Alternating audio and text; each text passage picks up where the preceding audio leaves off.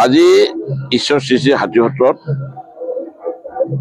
মই আমন্ত্ৰণ কৰি আনিছিলোঁ এটা স্বাস্থ্য পৰীক্ষাৰ কাৰণে, বিশেষকৈ কেঞ্চাৰ ৰোগৰ ওপৰত সজাগতাৰ ওপৰত এটা আলোচনা চক্ৰ আছিলে আৰু বাকী সকলো বেমাৰৰে এটা হেল্থ চেকআপৰ কাৰণে আনিছিলোঁ। এইটোৰ উদ্দেশ্য আছিল মাননীয় মুখ্যমন্ত্ৰী মহোদয়ৰ 57তম তেখেতৰ জন্মদিন আছিল। সেই জন্মদিনৰ সংগতি ৰাখি মই 4টা বৰ্ণাঢ্য কাৰ্যসূচী মই হাতত লৈছিলোঁ। প্ৰথম 1 তাৰিখৰ দিনে তেওঁৰ জন্মদিনৰ দিনাই শুৱালকুছি, হাজো, হালগাঁও বিস্তৃত যিবিলাক আমাৰ হস্পিটেল আছে, চৰকাৰী হস্পিটেল, তেওঁলোকক মই মিঠাইৰ পেকেট এটা কৰি দিছিলোঁ।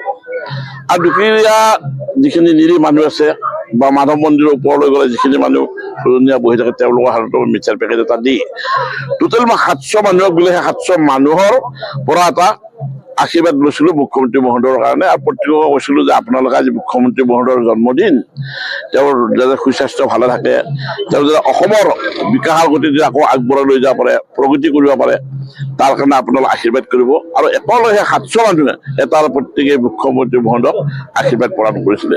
দ্বিতীয় কাৰ্যসূচীটো আছিলে আজি এই ঈশ্বৰ হাতীসত্ৰত মই হেল্থ চেকআপ কৰোঁৱেই। এই বিশেষকৈ আমাৰ কৰ্কট ৰোগৰ ফলত আজিকালি বৰ ভয়াৱহভাৱে এই বিয়পি গৈছে। ইয়াৰ সজাগতাৰ অভাৱৰ কাৰণে মানুহে বহুতো ভয় খায়, বা হ'লে মানুহ বহুত ভয় খাই বিচলিত হৈ যায়। ইমান যে ভয় খাব লাগে কোনো ধৰণৰ তেনেকুৱা বেমাৰ নহয়। তাৰ মই নৰ্থ ইষ্ট কেঞ্চাৰ ইনষ্টিটিউটৰ ডক্টৰ জুই বৰগোহাঁই বাইদেউটি ডাইৰেক্টৰ, তেখেতক লৈ আহিছিলোঁ।